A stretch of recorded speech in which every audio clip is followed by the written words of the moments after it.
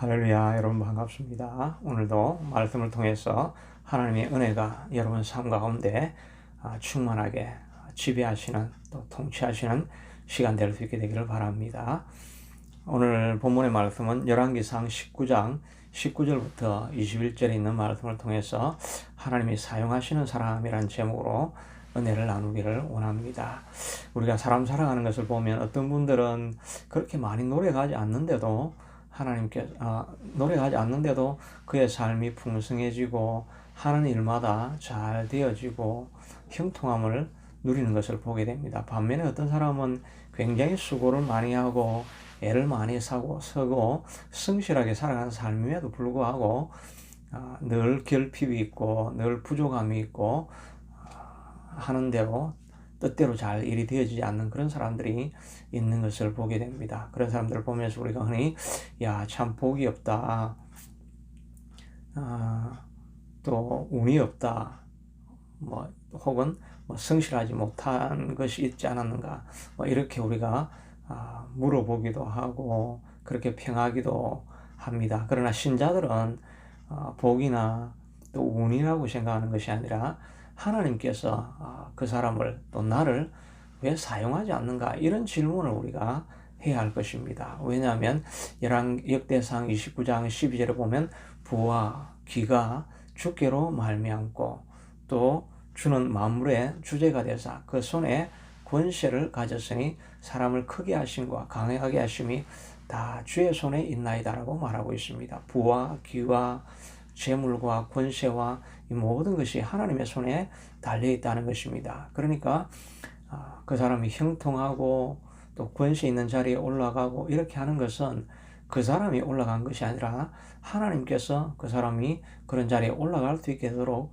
허용을 해주셨다. 우리 신자들은 이렇게 해석을 해야 하는 것입니다. 그러므로 내 삶에 풍성함이 없고 내 삶에 열매가 없는 그런 삶을 살아가고 있다고 한다면 나는 왜 이래 운이 없나 이렇게 생각할 것이 아니라 하나님이 왜 나를 사용하지 않으시는가, 하나님이 나를 사용하시는 사람이 되려고 하면 어떤 사람이 되어야 할 것인가, 그것을 우리가 물어보아야 되는 것입니다. 하나님이 사용하시기를 기뻐하시면 그 사람에게 권세의 자리에 있게도 하시고 또 그 사람에게 부의 자리에 있게도 하시고 모든 것을 사용할 수 있게 만들어 주신다. 이렇게 우리는 해석을 해야 할 것입니다.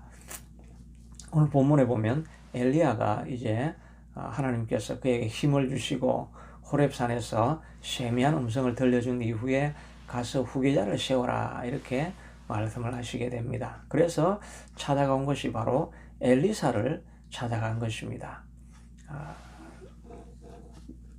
그래서 그를 후계자로 삼게 되는데 엘리사의 어떤 점 때문에 하나님께서 엘리사를 선택하라고 하셨는가 하는 것을 살펴보면 하나님이 사용하시는 사람의 특징을 우리가 볼 수 있게 될 것입니다. 첫째는 엘리사는 자기에게 주어진 일에 최선을 다하고 있는 사람이었던 것을 알 수가 있습니다.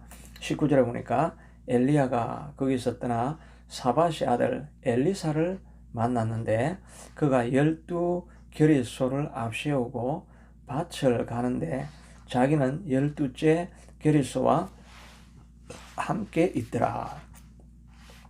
엘리야가 그리로 건너가서 겉옷을 그의 위에 던졌다라고 하고 있습니다. 그러니까 찾아가 보니까 엘리사가 12겨릿소를 몰고 있었다. 여기 결이라는 말은 폐열 한 상이라는 말입니다. 한국에서는 소의 멍에 이렇게 밭을 갈 때 그냥 소를 끈을 짜매어 가지고 이렇게 끌면 등이 다 다치지 않습니까? 그러니까 이렇게 멍에를 이렇게 걸어 가지고 거기에 끈을 뒤에 달고 뒤에 삽을 가지고 이랴 하면 소가 앞으로 가면 이 땅이 파지는 게 되는 게 그게 멍에지요. 한국에서는 이렇게 소 한 마리에 멍에 하나를 이렇게 세우게 되는데 영어로는 요크인데 요크를 하고 하는 단어를 이렇게 찾아가지고 이미지를 찾아보면 한국식의 그런 요크는 잘 없습니다. 다 두 마리를 이렇게 연결해 가지고 두 마리가 끌고 거기에 끈을 달아 가지고 이렇게 가는데 아무래도 땅이 넓고 미국 같은 경우는 땅이 넓고 그러니까 두 마리씩 이렇게 했겠죠. 하여튼 이스라엘에서도 요크라고 이렇게 하면 두 마리를 엮어놓은 그거에 이제 멍에가 되고 그걸 이제 결의소라고 이렇게 이야기합니다. 12결의소니까 24마리죠. 그래서 우리는 엘리사가 너무나 힘이 좋아가지고 이 24마리를 한꺼번에 끌었다. 저도 옛날에 성경을 그렇게 해석을 했는데 영어로 보면 이게 아주 분명해지더라고요. 12결의소를 앞세우고 이걸 영어로는 다 보면 a team of 이렇게 이야기하고 있습니다. 팀 12명이나 되는 그 팀이 24마리의 소를 끌고 갔다. 그리고 자기는 12번째 결의소와 함께 있더라. 이렇게 해서 이게 12번째 그 페어라고 이렇게 되어 있습니다. 12번째 소의 상을 데리고 끌고 갔다. 이렇게 되어 있거든요. 그러니까 자기 종들과 함께 자기도 12번째 있는 자리에서 밭을 갈고 있다. 이런 모습을 말해주고 있습니다. 그러니까 자기가 12명이나 통솔하고 있었으니까 그 아주 넓은 밭을 가지고 있었을 것이고 자기는 쉬어도 될 만큼 충분하게 부유한 사람임에도 불구하고 너희들 알아서 해라 이렇게 한 것이 아니라 자기가 직접 가서 그 밭을 갈고 있는 이런 모습을 볼 수가 있습니다. 선지자이기 때문에 기도한다고 어느 높은 곳에 가서 기도하고 있는 사람을 부른 것이 아니라 자기 일에 최선을 다하고 있는 그 사람을 하나님께서 부르시고 사용하셨던 것을 볼 수가 있습니다. 하나님께서 사용하신 사람들은 이렇게 자기 일에 최선을 다하고 있는 사람들이었던 것을 볼 수가 있지요. 대표적으로 다윗이 다른 형제들은 무엇을 하고 있다는 말이 없죠. 그냥 사무엘이 가니까 그 집에 있던 애들을 그냥 다 불러 모았는데 그냥 집안에 있었다는 이야기가 되지 않습니까? 그런데 마지막 한 명 막내는 없는데 막내는 어디에 있느냐? 양떼를 지키고 있습니다. 다른 사람이 쉬고 있을 때 다윗은 거기에서 양떼를 지키고 있었습니다.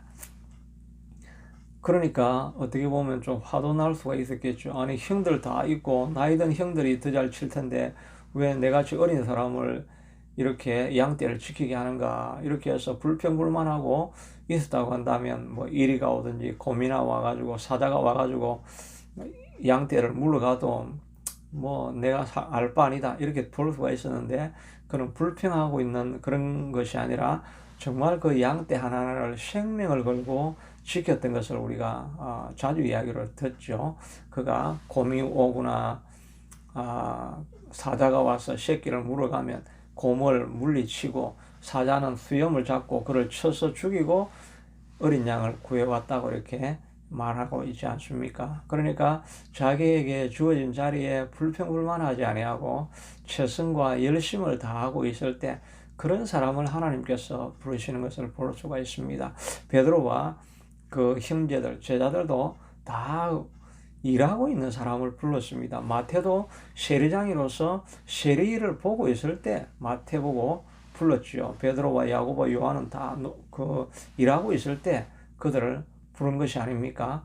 모두 다가 자기 있는 삶의 현장에서 성실하고 최선을 다하고 있는 그런 사람을 불렀던 것을 볼 수가 있습니다. 오히려 기도원에 가서 기도만 하고 있는 사람, 이런 사람을 부른 것이 아니죠. 삶의 현장에서 최선을 다하고 있는 사람을 사용해 주었다는 말을 우리가 생각해 볼 때마다 우리도 우리에게 주어진 자리에서 최선을 다하고 성실한 삶을 살아가고 불평불만하지 아니하고 있는 것을 어떻게 내가 최선을 다할까 여기에 마음을 두고 있을 때 하나님께서 우리를 사용하시게 될 것입니다.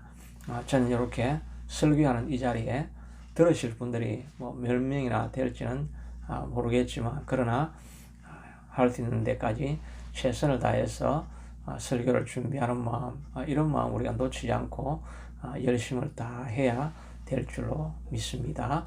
여러분들도 여러분에게 주어진 그 자리에 최선을 다할 수 있는 그런 분들이 될 수 있게 되기를 바랍니다. 또 하나는 이 엘리사는 그의 영성이 이런 열심히 밭에서 하고 있었지만 밭에다 몰두한 것이 아니라 그의 마음은 언제나 하나님 나라에 있었던 것을 알 수가 있습니다. 그래서 엘리사가 가가지고 엘리야가 겉옷을 던지면서 내 제자가 되라 이렇게 이야기할 때 그가 즉각적으로 반응하면서 엘리야를 따르게 됩니다. 그러니까 그가 말하기를 청하건대 먼저 내 부모와 함께 입 맞추고 작별을 하고 오게 하소서 이렇게 하니까 엘리야가 이르되 돌아가라 내가 내게 어떻게 행하였느냐. 여기 문맥상으로는 조금 이렇게 정확하게 해석하기가 좀 힘든데 여하튼 그래 너 하고 싶은 대로 해라 이렇게 했는데 엘리사가 자기 아버지에게 갔다는 말이 없습니다.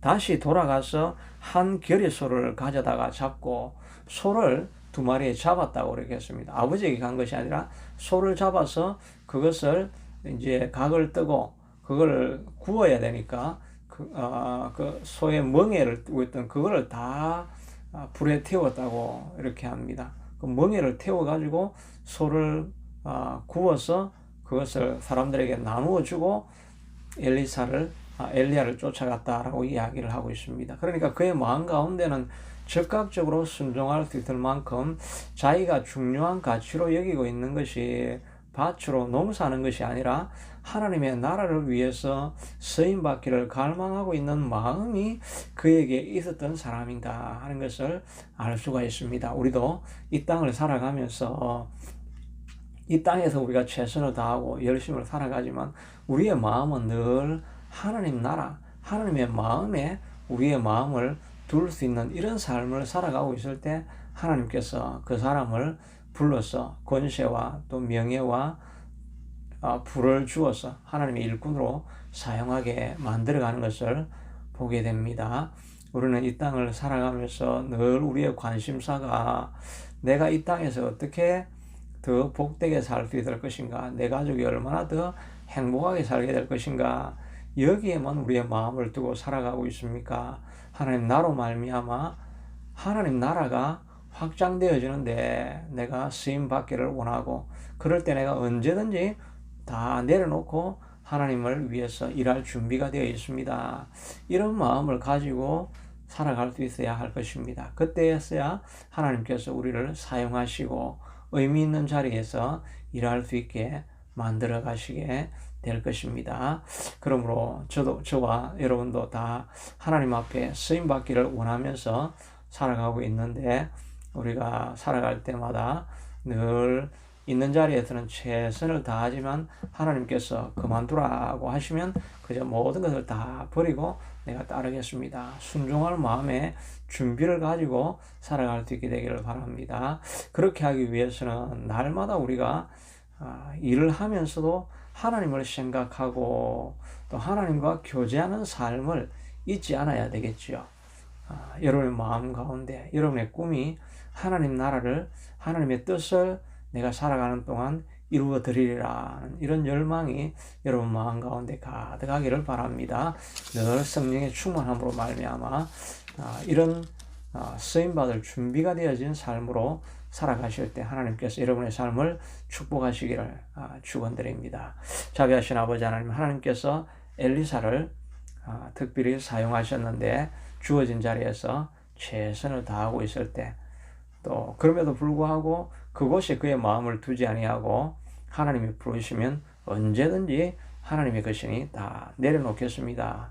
이 마음으로 살아가는 사람을 하나님께서 사용해 주시게 될 것입니다. 하나님 이런 순결하고 하나님 나라를 생각하는 마음이 늘 우리 속에 머물게 하여 주옵소서. 예수님 이름으로 기도드리옵나이다. 아멘. 오늘 하루도 주님이 기뻐하시는 삶, 영광 돌리는 삶, 승리하는 삶 될 수 있게 되기를 축복합니다.